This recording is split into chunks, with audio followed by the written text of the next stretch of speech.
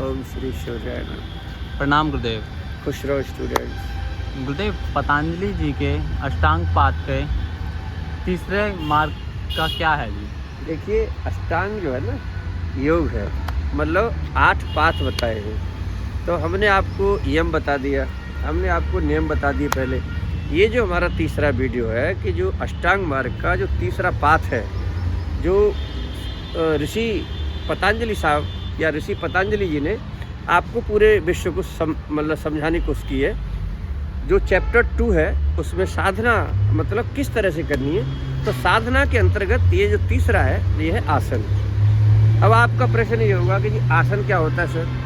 तो देखिए, आसन का मतलब होता है कि स्थिरता पूर्वक और पूरी मतलब सुखपूर्वक, स्थिरता और सुखपूर्वक किसी एक स्थिति में आपकी सामर्थ्य के अनुसार लंबे समय तक अगर आप बैठ सकते हैं तो वो आसन कहलाता है। तो देखो, मैं दोबारा बता रहा हूँ, एक साधारण मतलब बहुत ही लेमैन में जो आप अपने भाई बहन पिता और दोस्त इन सब से चर्चा कर सकते हैं। कोई पूछे कि आखिरकार जो है ना ये है क्या, आसन क्या है, तो आसन जो है स्थिरता पूर्वक और मतलब कुशल मतलब कंफर्टेबल तरह से जो है आप एक स्थिर मतलब किसी स्थिति में और लंबे समय तक अपनी सामर्थ्य के अनुसार जो बैठ सकते हैं वही आसन है। अब देखिए, जब आप आसन करते हैं, जब आप योगाभ्यास सीखते हैं, तो योगाभ्यास में ये नियम और आसन और ये प्राणायाम यही तक सीमित थोड़ा है। ये तो भैया उनके 8 मार्ग हैं, समाधि तक कैसे जाओगे? तो पहले तो उन्होंने बता दिया ना, फर्स्ट चैप्टर में उन्होंने बता दिया पतंजलि जी ने कि आपको जाना कहाँ है। जाना है मतलब आपको समाधि पर। रास्ता क्या है? योग। अब उसका प्रोसेस बता रहे हैं कि भैया प्रोसेस क्या है, उसकी प्रिंसिपल्स क्या है। तो जो आसन जो अब आप करना चाहते हैं, तो देखिए, आसन भी करने से पहले आपको जो मतलब पूरे विश्व में हमारा 21 जून को इंटरनेशनल योगा डे मनाया जाता है, तो उसने कुछ प्रोटोकॉल्स बनाए थे ना कि भाई ये तो प्रोटोकॉल फॉलो करो। जैसे आप आसन करना चाहते हैं, आप स्टूडेंट हैं, सभी आसन करना चाहते हैं, तो देखिए जहाँ आसन करें वो वातावरण शुद्ध हो। शुद्ध मतलब वहाँ पर मतलब किसी तरह की कोई आवाज़ नहीं हो, किसी तरह का कोई पॉल्यूशन ना हो, और आपके पास एक चटाई हो, दरी हो, योगा मैट हो, मतलब कुछ नीचे बिछाने का हो, जिससे कि मतलब आप आराम से फिर जो है ना, आसन कोई एक तरह के तो होते नहीं हैं, लेकिन हम जो फोकस करेंगे माय डियर स्टूडेंट, सभी को जो हम बता रहे हैं, जो आप योगा प्रैक्टिस की जो फाइल बनाए, मैं आपको बार बार कह रहा हूँ कि हमारे इस वीडियो को बनाने का पर्पज़ ये है कि आप लोग एक थ्योरी फाइल बनाएं, एक प्रैक्टिकल फाइल बनाएं।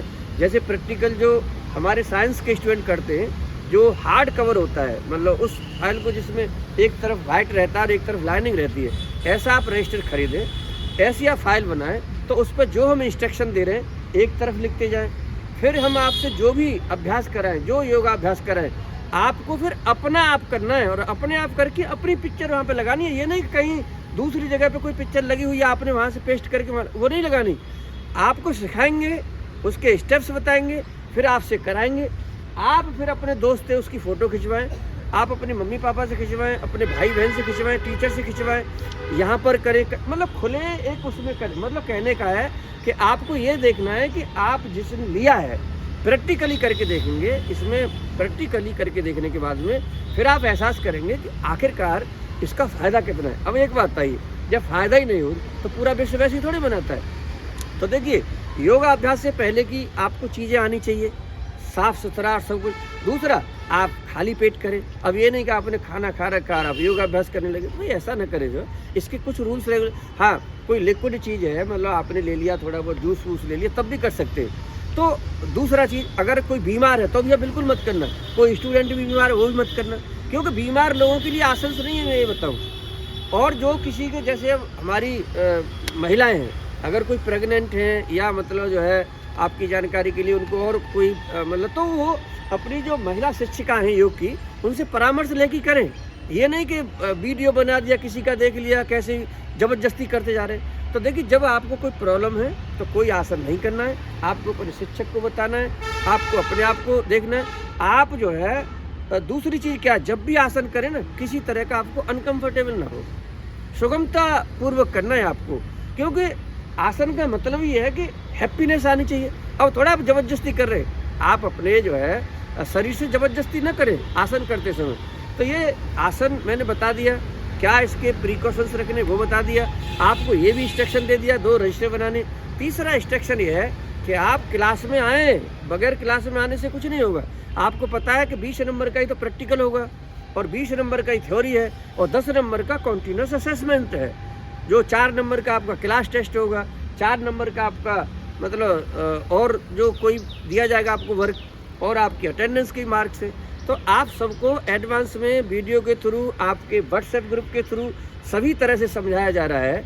अब जब जो बच्चा आ ही नहीं रहा, जो काम ही नहीं कर रहा, अब 20 तारीख से लेकर के आज तक पता है आपको हिस्ट्री ऑफ योगा का क्वेश्चन आपको आना चाहिए, एक क्वेश्चन बना लेना चाहिए, आप उसको लिख लें थ्योरी वाले। आप रजिस्टर को चेक भी करा सकते हैं, क्योंकि बगैर चेक कराने से क्या, मैंने कल बच्चों के देखा तो कुछ बच्चे जो है ना रजिस्टर ही नहीं लाए थे, बहुत सारे बच्चे ले आए। तो मैं आपको बता देना चाहता हूँ, जिन्होंने भी योगा फिलोसफी प्रैक्टिस लिया है 2 रजिस्टर खरीद लें सेपरेटली, उस पर लिख लें योगा फिलोसफी एंड प्रैक्टिस, एक थ्योरी का और एक प्रैक्टिकल का। इसके बगैर काम नहीं बनेगा। दूसरा चीज़, आप जो है इसको स्वयं अनुभव करें, क्योंकि ये प्रैक्टिस करने के बाद में स्वयं का अनुभव की चीज़ है। अब मैंने कह दिया, किसी दूसरे ने कह दिया, किसी किताब में लिखा है, अरे भाई साहब इसकी प्रैक्टिस तो करके देखिए, जब आपको लगे कि हाँ यार देखिए एक्सरसाइज में और योगाभ्यास में आसन में बहुत बड़ा फ़र्क है।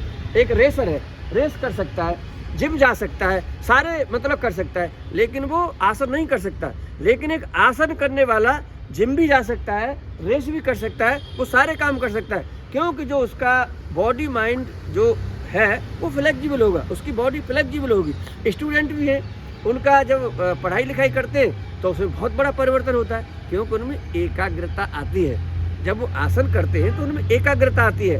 अब बात क्या है कि इतने इम्पेशेंट हैं कुछ बच्चे, तो ज़्यादा मतलब नहीं है, 90% तो बात सुनते हैं, लिखते हैं, पढ़ते हैं, डॉक्यूमेंटेशन तैयार करते हैं। लेकिन आप 10% स्टूडेंट ऐसे भी हैं, इतने बड़े इम्पेशेंस हैं कि सुनने को तैयार नहीं होते। तो उनको पता क्या प्रॉब्लम है, क्योंकि उनको कभी जहाँ से पढ़े हैं या जहाँ से जिस तरह से आ रहे हैं, उन्होंने अभी एकाग्रता का और इस जो चुप रहे क्लास के अंदर और अपना लिखें, उसका भी महत्व नहीं उन्होंने जाना है। तो मैं आपको बताना चाहूँगा कि इसके आपको जो योग के बेनिफिट्स हैं, आसन के भी बेनिफिट्स हैं। अब देखिए पूरी जो इंडस्ट्री है ना विश्व में या भारत में, वो केवल 2 ही चीज़ों में चल रही है, क्या जी, आसन और प्राणायाम। योग तो अब देखो योगा और योग दोनों में फ़र्क है, योगा में और योग में फ़र्क है। यहाँ पे तो योगा कर रहे हैं सब लोग, अब हम भी भाई हमारा सिलेबस का पार्ट है तो हम भी करा रहे हैं। इसमें ज़्यादातर जो फोकस है वो आपका आसन पर है और प्राणायाम पर है, और इससे $1 मिलियन ऑफ इंडस्ट्री चल रही है पूरे वर्ल्ड में। क्यों चल रही है, क्योंकि इससे भी तो फ़ायदा है। मतलब आप और चीज़ों को न अगर कर पाते हैं और आप अगर आसन और प्राणायाम पर भी ध्यान लगाते हैं तो कम से कम आपका शरीर तो अच्छा रहेगा मेरे भाई।